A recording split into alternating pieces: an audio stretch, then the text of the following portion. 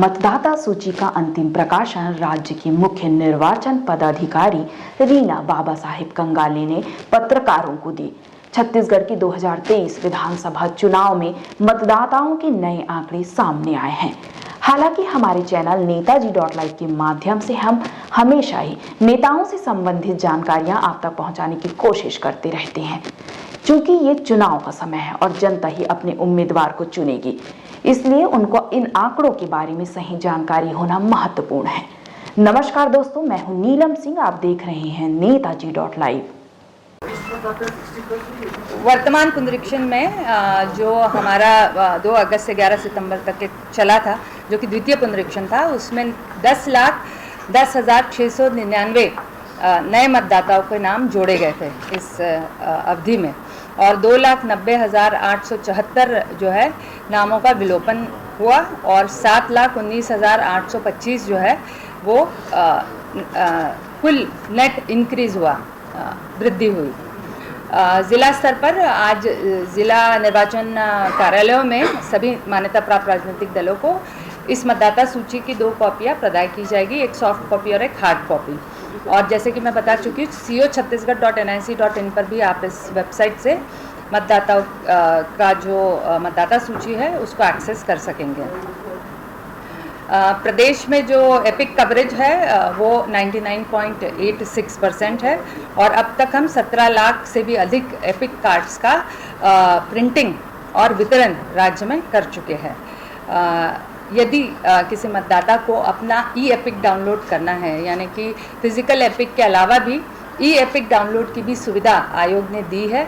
ये आप अपने मोबाइल नंबर को voters.eci.gov.in इस वेबसाइट पे जाकर अपना मोबाइल नंबर अपडेट कर सकते हैं फॉर्म 8 के माध्यम से, और वहाँ पर एक OTP जनरेट होगा, आपका अकाउंट, आपका मोबाइल एक्टिवेट होगा, और आप अपने मोबाइल पे एक PDF फॉर्म में अपना एपिक डाउनलोड कर सकते हैं। इसका फ़ायदा ये होगा कि आपका नाम, आपका फ़ोटोग्राफ सही है या नहीं, आपका एड्रेस, आपकी मतदाता सूची में सीरियल नंबर के साथ साथ आपका मतदान केंद्र कौन सा रहेगा, इसकी आप संतुष्टि कर सकते हैं। यदि आपका एपिक कार्ड, आप नए मतदाता है और आपका नाम 4 अक्टूबर की सूची में नहीं जुड़ा है, तो भी चिंता करने की बात नहीं है।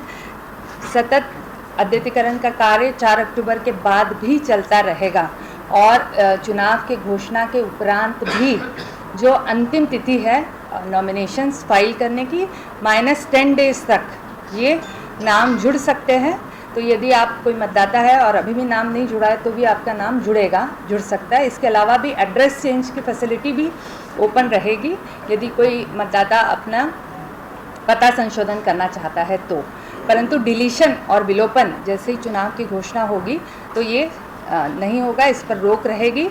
इसके साथ साथ फॉर्म 8 के अन्य गतिविधियां भी, जैसे कि न्यू एपिक इश्यू कराना या PWD मार्किंग या अन्य कोई संशोधन है, तो वो भी संभव नहीं हो पाएगा।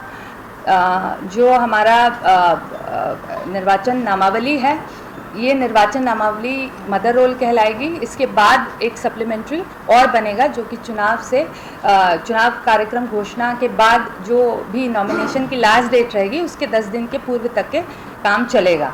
तो ये हो गया फॉर्म 7 और 8 के बारे में। और फॉर्म 6 के माध्यम से नाम जोड़ने की प्रक्रिया जो आज के बाद भी प्रारंभ रहेगी, गतिशील रहेगी।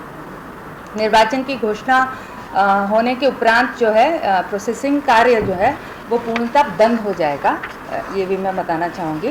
तो हमारा जो राज्य का EP रेशियो है वो जब हमने प्रारंभिक प्रकाशन किया था तो 64% था, वो अब बढ़ करके 67% हो गया है। और राज्य में जो जेंडर रेशियो है वो जब हमने प्रारंभिक प्रकाशन किया था तो 1003 था, आज यानी कि 1000 पुरुषों पर 1003 महिलाएं मतदाता थी, अब वो बढ़ करके 1012 हो गया है। 1000 पुरुषों पे महिला मतदाता अब 1012 हो गई है। तो ये हमारे लिए, हमारे राज्य के लिए काफ़ी अच्छे संकेत है। निर्वाचक नामावली से संबंधित जो है मुख्य रूप से यही मैं बताना चाह रही थी। आपने देखा मुख्य निर्वाचन पदाधिकारी रीना बाबा साहेब कंगाले ने किस तरह से पत्रकार वार्ता में मतदाताओं से संबंधित आंकड़े पेश किए। इसी तरह हमारे चैनल में बने रहने के लिए चैनल को लाइक करें, शेयर करें और सब्सक्राइब करें। नमस्कार। नेताजी .live के प्रायोजक हैं Satyadeep diagnostic and clinic, Supela, Bhilai.